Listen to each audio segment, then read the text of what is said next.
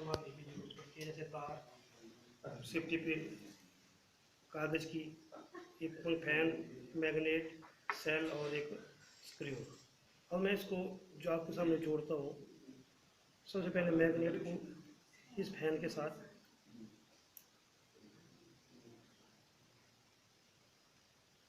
अब इस स्क्रू को इस मैग्नेट के ऊपर,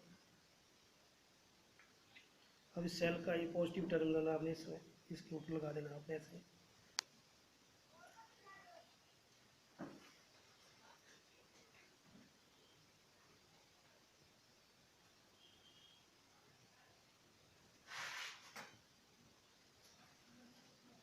अब आपके सामने मोटर चल पड़ी है।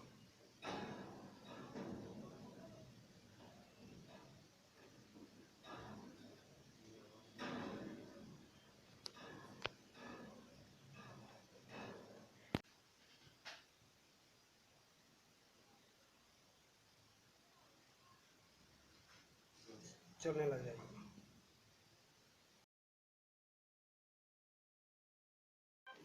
संख्या रेखा के ऊपर भिन्नों को कैसे दर्शाया जाए, इसके लिए हमने एक एक्टिविटी तैयार की है। उसके लिए संख्या रेखा को ऊपर चार्ट के ऊपर बनाया गया है। अब हम एक भिन्न संख्या को संख्या रेखा के ऊपर दर्शाने की कोशिश करते हैं। उसके लिए मैंने एक इकाई के रूप में या एक पूर्ण संख्या के रूप में चार्ट को इस तरह से काटा है और ये एक पूर्ण संख्या को दर्शाता है। अब मैं इसको संख्या रेखा के ऊपर लगा के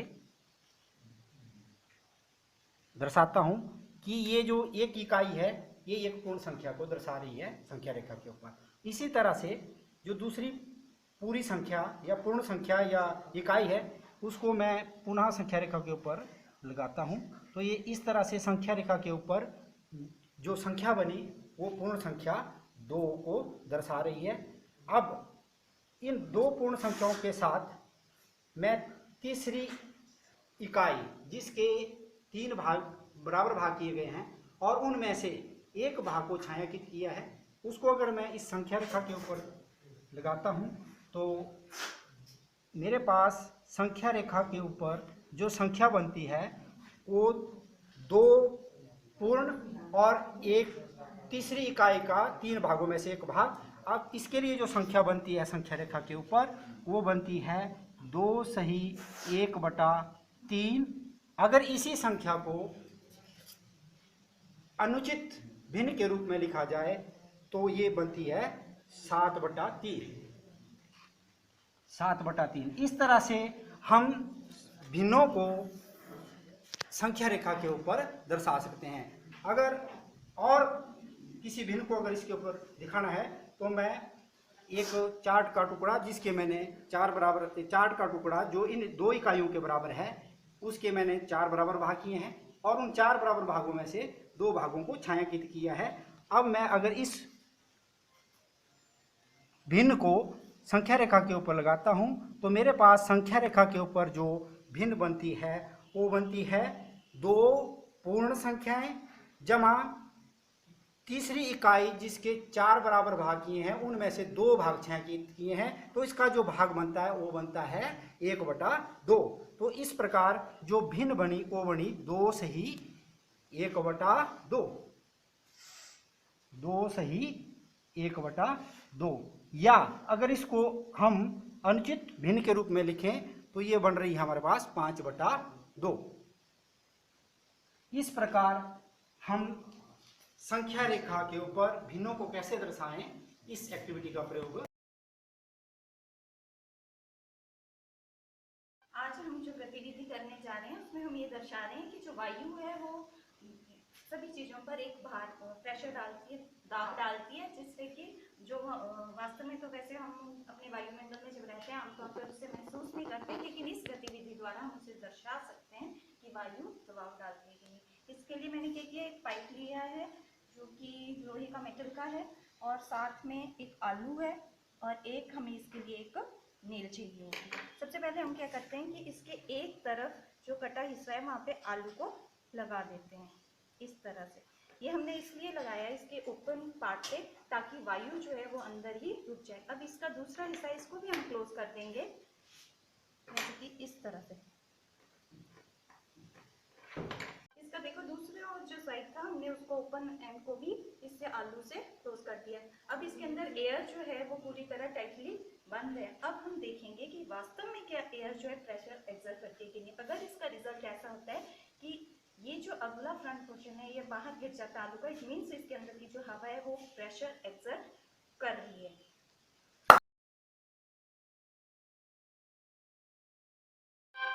Here I have an activity to verify this Euler formula, which is used for the objects having polyfaces and three-dimensional shapes.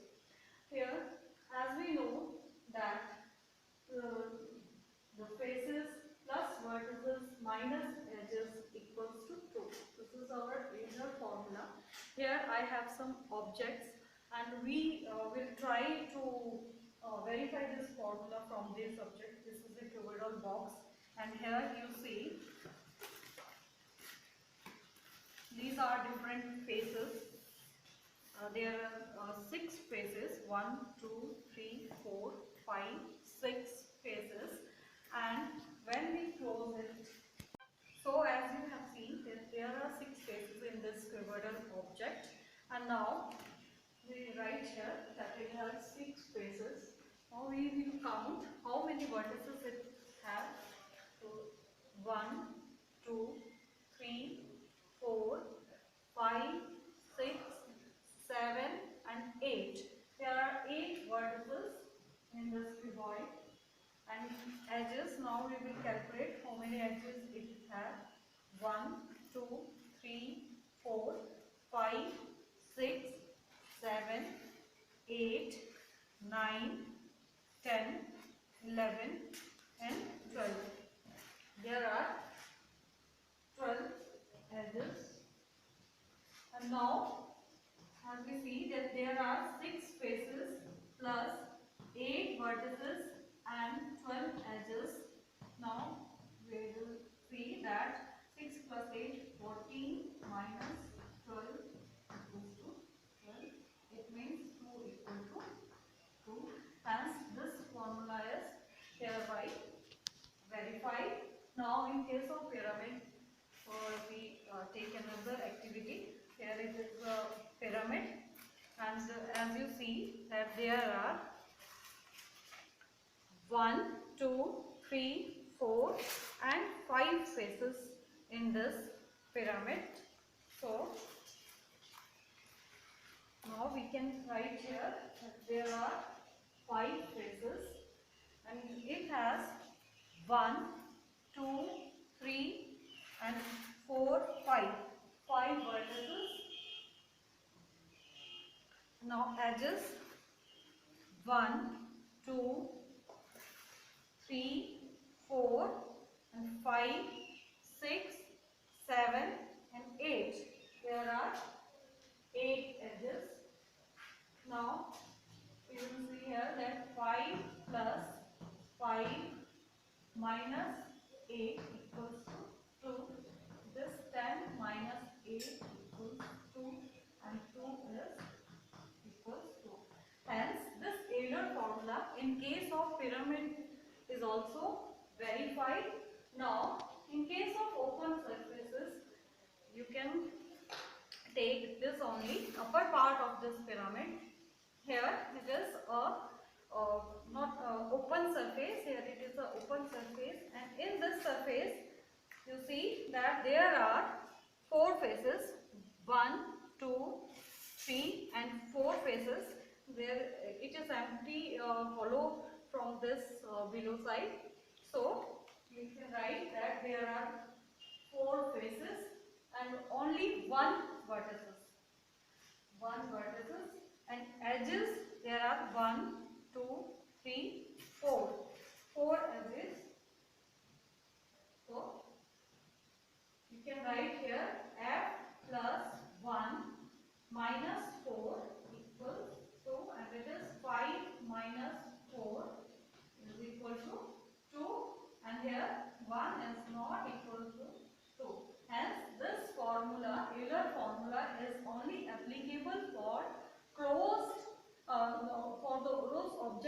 which are closed objects and three-dimensional objects, and it is not applicable for open surfaces.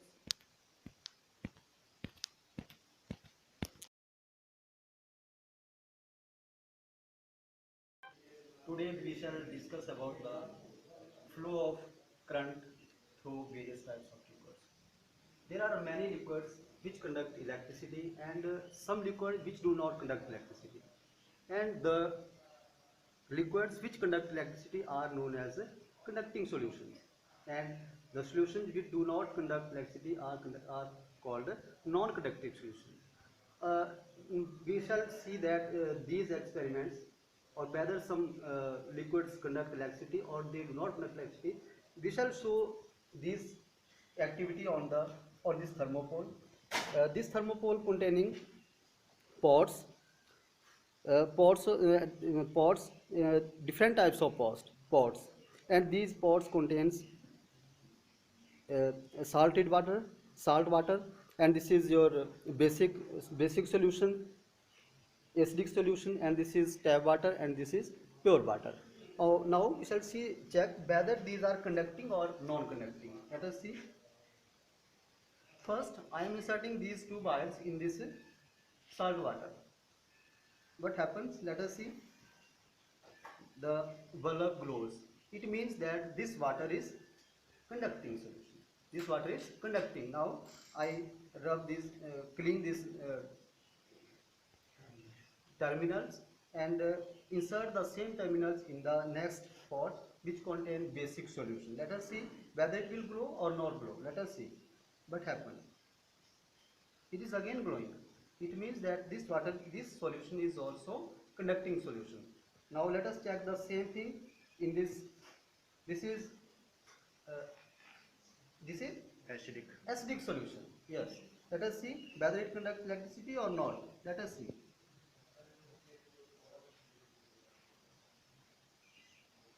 Yes, it also conducts electricity. It is conducting electricity. It means it is conducting in nature.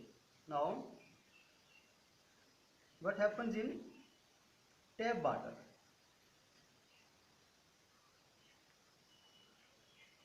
It is again glowing, but up to some extent. It means it is also conducting in nature. Now, this is pure water. This is distilled water, and let us see what happens in this water. Whether it conducts electricity or it does not conduct electricity. Let us see what happens. I am setting these two terminals. What is happening? It is not glowing. The bulb is not glowing. What does it show? It shows that this pure water is not conducting in nature. So this was my activity, which represents whether how we can show. नमस्कार, ये मेरा एक प्रयास है जहाँ पर मैं वृत्त को समझाऊंगा और उसके जितने भी गुण हैं वृत्त के उनके बारे में बताऊंगा इस अपने प्रयोग की सहायता से। ठीक है, एक छोटा सा प्रयास है जिसमें ये सारी की सारी कीलें लगाई गई हैं। ये कीलें जो हैं एक समान दूरी पर लगाई गई हैं। ये लगभग 100 कीलें हैं जो 3.6 डिग्री पर लगाई गई है। इसमें एक वृत्त को दिखाया गया है। वृत्त जो है वो एक असंख्य बिंदुओं का समूह है जो एक निश्चित बिंदु से एक निश्चित दूरी पर होते हैं, और जब मैं इस निश्चित बिंदु से इस दूरी को मापूं तो हमेशा वो दूरी क्या रहती है? बराबर रहती है। तो इसको हम वृत्त की त्रिज्या कहते हैं, रेडियस ऑफ द सर्कल। इसके बाद जब मैं वृत्त के दो बिंदुओं को मिलाऊं जो वृत्त के केंद्र से होकर जाता है, उसे हम वृत्त का व्यास कहते हैं, the diameter of the circle. ठीक है जी। अब इसके बाद भी हम और भी कई अन्य जो वृत्त के गुण हैं जो हम इसकी सहायता से बता सकते हैं। जैसे ये वृत्त के दो बिंदुओं को मिलाने वाली रेखा को हम जीवा कहते हैं। जैसे जैसे हम ऊपर चलते जाएंगे ये जीवा जो है वो बड़ी होती जाएगी, और जैसे हम एक निश्चित दूरी पर पहुंचेंगे जहाँ पे जीवा जो है वो केंद्र से होकर जाएगी, जीवा एक वृत्त का व्यास कहलाएगी और वो वृत्त की सबसे बड़ी जीवा होगी। तो मतलब व्यास जो है वो वृत्त की सबसे बड़ी जीवा है। इसके बाद हम वृत्त को, ये हमारा जो व्यास है जो वृत्त को दो भागों में बांटता है, जिसे हम अर्धवृत्त कहते हैं। ये दो भाग जो है वो, ये व्यास जो है वृत्त को दो भागों में बांटता है जो दोनों समान हैं, तो इसको हम अर्धवृत्त कहते हैं। इसके बाद जो वृत्त में और भी कुछ हम हायर क्लासेस के लिए, अन्य कक्षाओं के लिए कुछ और भी प्रॉपर्टीज जो है वो हम बता सकते हैं, जैसे कि केंद्रीय कोण, जो जीवा जो है जो केंद्र के साथ, जो आर्क है जो केंद्र के साथ जो कोण बनाएगी उसको हम केंद्रीय कोण कहते हैं। और ये केंद्रीय कोण जो होता है वो वृत्त में किसी भी अन्य भाग में बनाए गए कोण का आधा होता है, मतलब ये दुगना होता है। जो वृत्त में बनाया गया कोण है किसी भी अन्य भाग में, वो आधा होता है केंद्रीय कोण का। इसको हम एक एक्टिविटी की माध्यम से मापकर भी हम बता सकते हैं, जैसे कि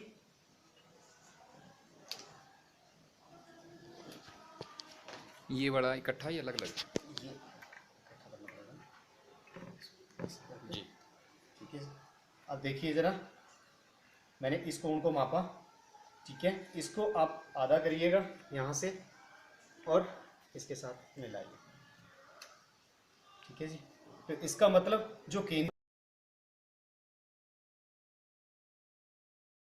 ये हमारे पास का पौधा है। जब ये पूरी तरह परिपक्व हो जाता है तो उसमें बीज या फल लगना शुरू होते हैं। तो ये इसका, चाहे इसको बीज समझें चाहे हम इसको फूल समझें, उसके बाद जब ये पक जाता है तो ये फूल के रूप में बाहर निकलने लगता है। और इस फूल में ये जो सफ़ेद सा भाग दिखाई देता है इसको बोलते हैं कपास। अब जब इसको हम इससे हटाते हैं तो इसके अंदर बीज होते हैं, जिन बीजों को हम बिनौले बोलते हैं। और इन बिनौलों को इस कपास से हटाने की जो विधि है इसको बोलते हैं कपास ओटना।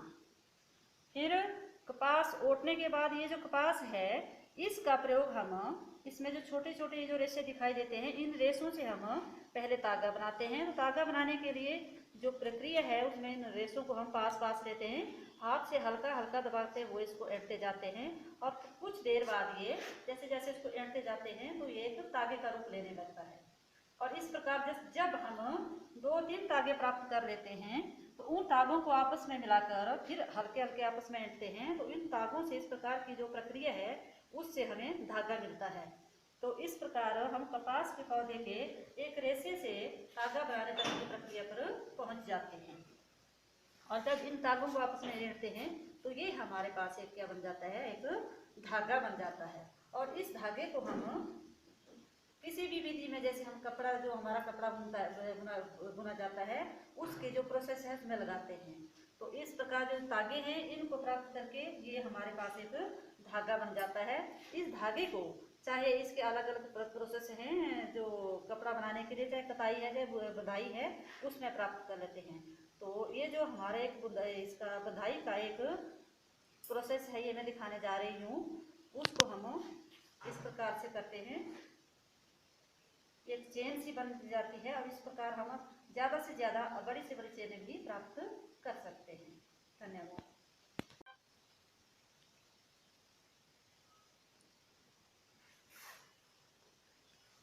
ये हम गांठे देते जाते हैं। तो इस प्रकार जो प्रक्रिया जैसे हमने शुरू की वैसे ही एक सिरा इसका निकालते जाते जाएंगे और दूसरे सिरे को हल्का सा दबाते हुए उसको आगे बढ़ाते जाते जाएंगे।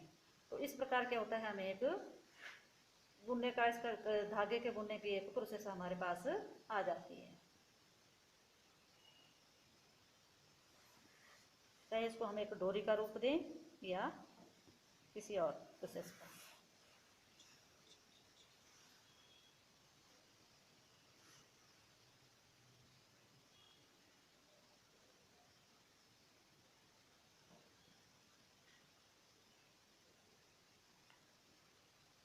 ये देख लो, ये हमारे पास एक डोरी प्राप्त हो जाती है।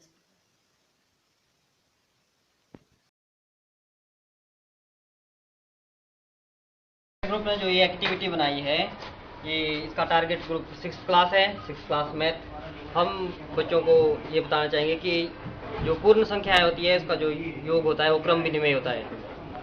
जो एडिशन होती है वो कम्यूटेटिव होती है। वैसे हमने एक स्केल लिए हैं, स्केल लेंगे डिफरेंट कलर के।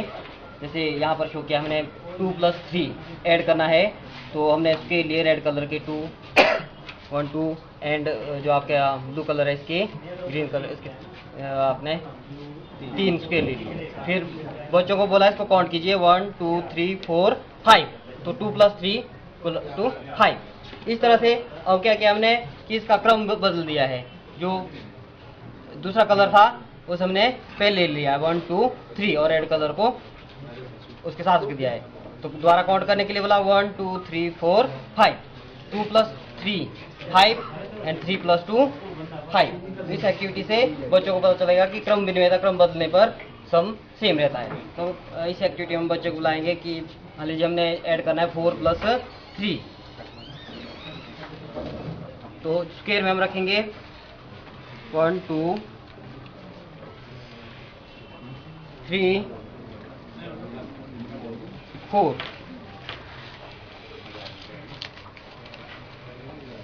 4 और दूसरे कलर के देंगे हम 3, 1, 2 एंड 3। और यहाँ पर ये कलर है हमारे पास 4, बच्चे से लिख देंगे कितने हुए 3। काउंट करेंगे 1, 2, 3, 4, 5, 6, 7। तो आपके पास जो आंसर है वो है 7। फिर इसी को हम बदल देंगे, वापिस कर लेंगे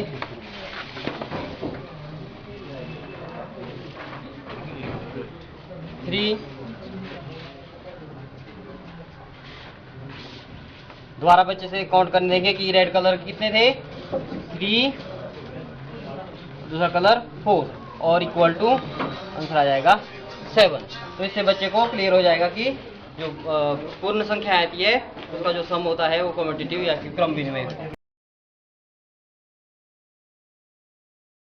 आज की ये जो एक्टिविटी है जो मैं यहाँ पर दर्शाने जा रहा हूँ वो 6ठी क्लास के लिए है, जिसमें 6ठी क्लास को दर्शाया जाएगा कि जो एक मैग्नेट के यानी चुंबक के जो 2 ध्रुव होते हैं, उत्तरी ध्रुव और दक्षिणी ध्रुव, नॉर्थ और साउथ, वो किस तरह से एक दूसरे को जो है कौन कौन से ध्रुव जो है एक दूसरे को आकर्षित करते हैं और कौन कौन से जो है वो प्रतिकर्षित करते हैं यानी अट्रैक्ट करते हैं और रिपेल करते हैं। तो उसके लिए ये छोटा सा प्रयास है। अगर हम मैग्नेट की सहायता से जैसे दिखाते हैं तो बच्चे कई बार नहीं पता चलता, तो इसमें जो मटेरियल है छोटी छोटी 2 खिलौना कारें ली गई है जिनके ऊपर की हमने 2 मैग्नेट लगाए गए हैं, बार मैग्नेट, और उसकी सहायता से हम देखेंगे कि कैसे जो है जब हम इन कारों को पास लाते हैं जिन पर की 2 ये असमान ध्रुवों को जब हम आपस में नजदीक लाते हैं तो आप देखेंगे कि ये जो है कारें एक दूसरे के नजदीक आती हैं और एक दूसरे को अपनी तरफ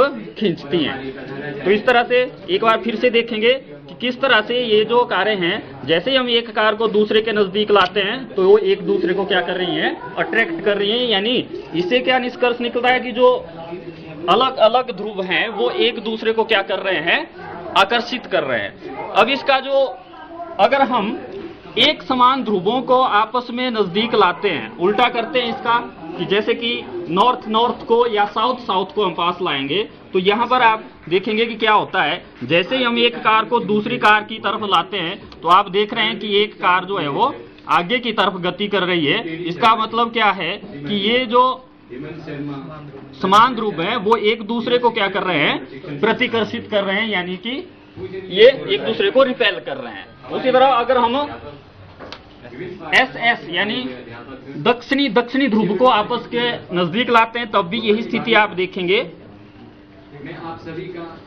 कि कार जो है वो आगे जा रही है। इसका अर्थ क्या है कि जो समान ध्रुव होते हैं वो एक दूसरे को क्या कर रहे हैं, प्रतिकर्षित कर रहे हैं, और जो असमान ध्रुव होते हैं वो एक दूसरे को आकर्षित कर। वो 6th क्लास मैथमेटिक्स से लिया गया है, उसका टॉपिक का नाम है फैक्टराइजेशन। तो पहले बच्चों को हमने ये बताना है कि फैक्टर जो है वो कैसे बनते हैं। तो इसके लिए हमने एक छोटा सा हमने एक्टिविटी रखी हुई है, जिसमें हमने पहले एक स्क्वायर चार्ट बनाया हुआ है। अब हम बच्चों को बनाएंगे कि हम इसके फैक्टर्स कैसे बनाएंगे। तो सबसे पहले हमने क्या किया हुआ है, एक स्मॉल छोटे छोटे हमने स्क्वायर्स काटे हुए हैं और बच्चों को हमने बोलना है कि इनको अरेंज करना है ऐसे ढंग से कि ताकि आपके पास एक रेक्टेंगल बन जाए या फिर एक स्क्वायर बन जाए। अब हमने इसके लिए एग्जांपल ले लेते हैं कि जैसे 18 के फैक्टर्स बनाने हैं। तो बच्चे क्या करेंगे, इसको एक एक करके उठाते जाएंगे, एक रेक्टेंगल बनती जाएगी हमारे पास। 1 2 3 4 5 6 7 8 9 10 11 12 13 14 15 16 17 और लास्ट आ जाएगा 18। तो हमारे पास एक बड़ी रेक्टेंगल बन जाएगी। अब इसका मतलब है कि 18 को हम अरेंज कर सकते हैं 1 × 18, 1 × 18। तो सबसे पहले हमारा जो उसमें फैक्टर बना 1 × 18, 18। अब हम बच्चे जो हैं इसमें फिर पार्टिसिपेट करेंगे कि और कौन से तरीके हैं ताकि ये रेक्टेंगल या स्क्वायर में आ जाएंगे। तो बच्चे इसको उठाएंगे, फिर से कोशिश करेंगे दूसरी लाइन में लगाने के लिए।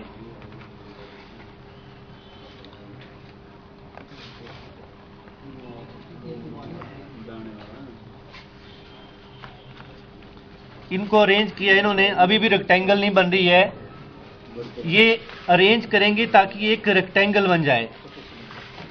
जब इसको अरेंज करते जाएंगे तो हमारे पास एक रेक्टेंगल फिर से बन गई। पर इसमें जो है ये बन रहा है यहाँ से 2 और इस तरफ से 9 बन रहा है। तो 18 स्क्वायर जो थे वो 2 मल्टीप्लाई विद 9 के हिसाब से फिर अरेंज हो गए। तो इसके फैक्टर जो है वो फिर से बन जाएंगे 2 × 9 = 18। अब बच्चे फिर कोशिश करेंगे कि और क्या तरीका हो सकता है। तो बच्चे फिर कोशिश करेंगे, तो फिर इसको अरेंज करेंगे।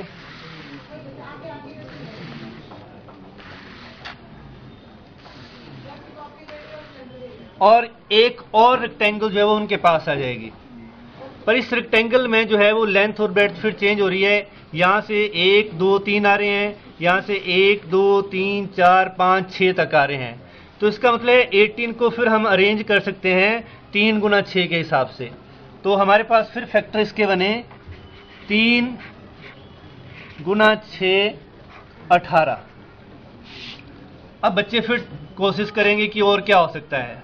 तो बच्चों ने फिर ट्राई की, इसको फिर अरेंज किया।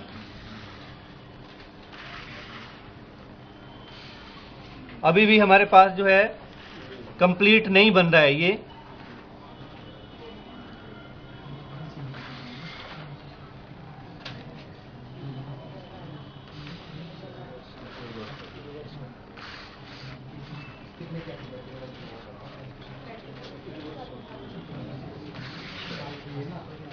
बच्चों ने फिर अरेंज किया इसको।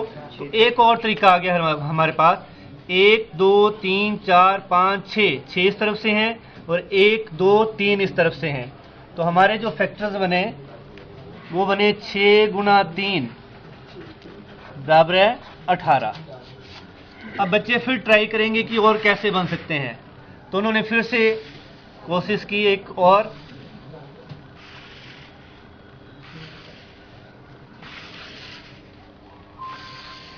अब ये फिर एक आयत रेक्टेंगल के रूप में आ गए, जिसमें ये हो गया 1 2 3 4 5 6 7 8 9 और इस तरफ से हो गए 1 और 2, मतलब 9 × 2।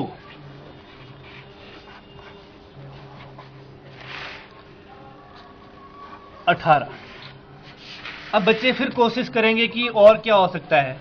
तो बच्चे इसको फिर से अरेंज करेंगे।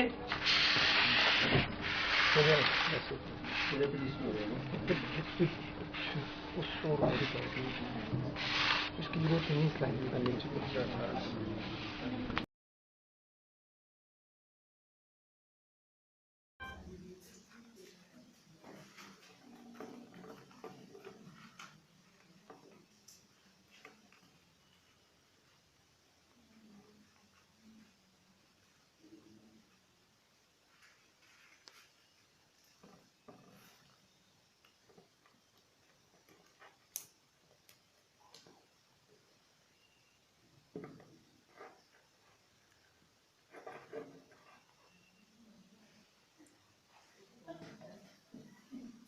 ये गुब्बारा बिना हवा के इसने फूलना शुरू कर दिया। कारण क्या है कि ये एक रासायनिक परिवर्तन है, केमिकल चेंज है। हमने इस बॉटल में सिरका लिया था, विनेगर, और उसमें हमने डाला था सोडियम बाइकार्बोनेट। तो दोनों की आपस में रिएक्शन हुई और उसके परिणाम स्वरूप कार्बन डाइऑक्साइड गैस बनी और उसकी वजह से ये गुब्बारा फूल गया। तो बिना हवा के हमने गुब्बारे को फुला दिया।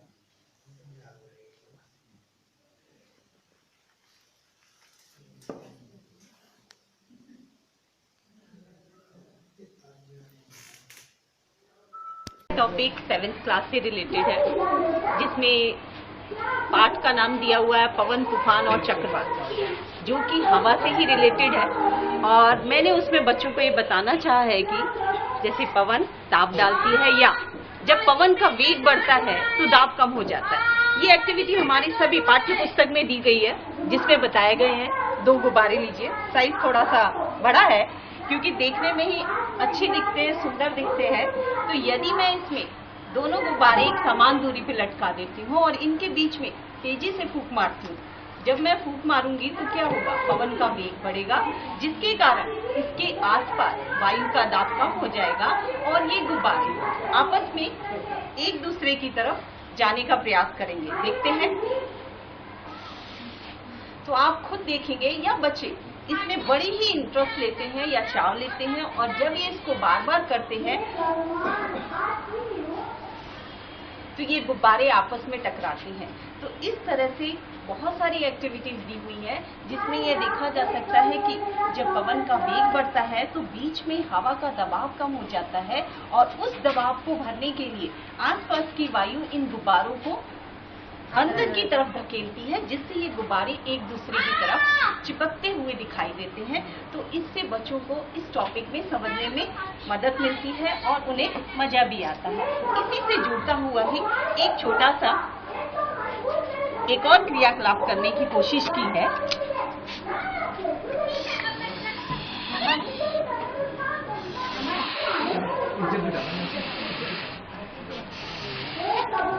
इसको देखिएगा और फिर बताइएगा कि इसमें क्या हो रहा है।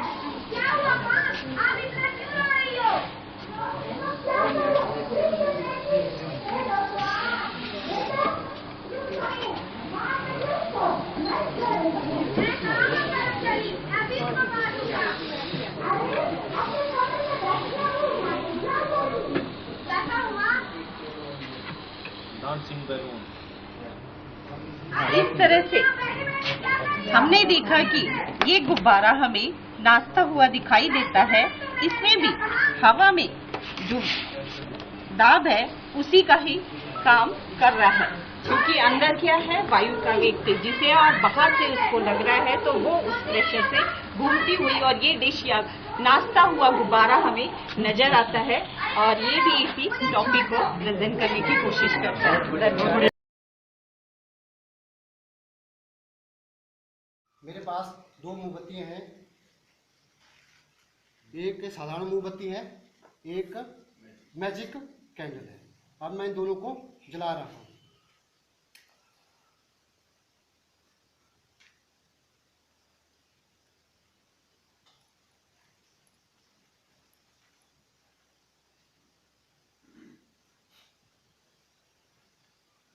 मैं दोनों कैंडल को थोड़ी देर जलाऊंगा, फिर आप लोगों ने देखना कि इनमें क्या अंतर है।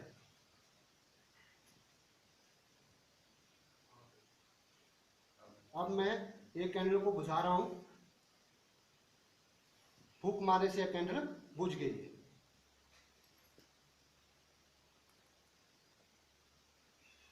ये दूसरी भी बुझ गई है,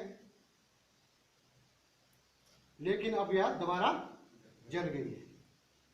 तो ये जो हमारी साधारण कैंडल थी ये बुझ जाती है और ये दोबारा जल जाती है। ये जो इसको मैजिक कैंडल में जो जलने का कारण है वो इसमें एक धातु डाली गई है जिसका नाम है मैग्नीशियम। मैग्नीशियम जो है कम ताप में भी जल उठती है, इस करके यह कैंडल जो है